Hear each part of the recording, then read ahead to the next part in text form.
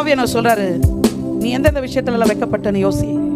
லூக்கா 21:28 இவைகள் சம்பவிக்க தொடங்கும் போது, என்னைக்கு எதிரிகள் பெருக்கமும் அவருடைய சத்தமும் அதிகமாக துணிக்குது, இவைகள் சம்பவிக்க தொடங்கும் போது உங்கள் மீட்பு சமீபமா இருப்பதால் நீங்கள் நிமிர்ந்து பார்த்து உங்கள் தலைகளை உயர்த்துங்கள்.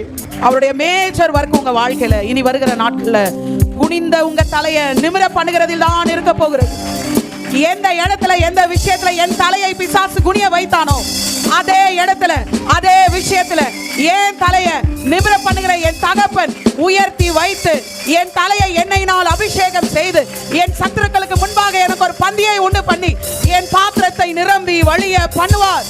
இவைகள் சம்பவிக்கிற சமீபமானபடினாலே, இவைகள் எல்லாம் உன்னை சுற்றி நடந்து கொண்டிருக்கிறபடினாலே உன் மீட்பு சமீபமா இருக்கிறது. உன் தலையை நிமிர்ந்து உன் தலையை உயர்த்தி நீங்கள் இருக்கிற இடங்களிலே நிமிர்ந்து பார்த்து உன் தலையை உயர்த்துகிற நாட்கள் இதோ இன்றைக்கு வந்திருக்கிறது. The greater shift இன்னைக்கு கர்த்தர் நம்முடைய தலைகளை வெட்கப்பட்ட இடத்திலே உன்னை நான் கீர்த்தியும் புகழ்ச்சியுமாய் வைப்பேன். வெட்கப்பட்ட தேசத்திலே உன்னை நான் கீர்த்தி புகழ்ச்சியுமாய் வைப்பேன். வெட்கப்பட்ட ஏரியால உன்னை நான் கீர்த்தி புகழ்ச்சியுமாய் வைப்பேன். மீட்பு வந்துச்சுன்னா தலை உயர்த்தப்பட போகுதுன்னு அர்த்தம். அவர் சேலஞ்ச் பண்றாரு, ப்ராமிஸ் பண்றாரு, நான் உன் மேய்ப்பரா இருக்கிறதுனால உன் தலையை நான் எண்ணெயினால் அபிஷேகம் பண்ணுவேன். பந்தையை ஆயத்தப்படுத்து வரான். யாருக்கு முன்னாடி தெரியுமா?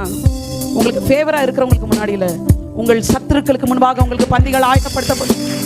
அவர் தகப்பனானபடினாலே, அவர் என் தந்தை ஆனபடினாலே, இதோ தாவீது எங்கே வீழ்ந்து போனானோ கர்த்தர் அதே இடத்துல அவன் தலையை உயர்த்தி வைத்து அவன் சத்துருக்கள் எல்லாம் மனமடிவாக்கி அவனுக்கு விரோதமாய் எழுப்பின எல்லா நாவையும் அவன் குற்றப்படுத்தும்படி கர்த்தர் அவன் கையிலே அதிகாரத்தையும் ஆளுகையும் தந்தது போல உனக்கு விரோதமாய் எழும்புகிற எந்த குற்றத்தையும் நீ குற்றப்படுத்தும்படிக்கு கர்த்தர் உனக்கு கனத்தையும் மகிமையும் உண்டாக்குவாராக.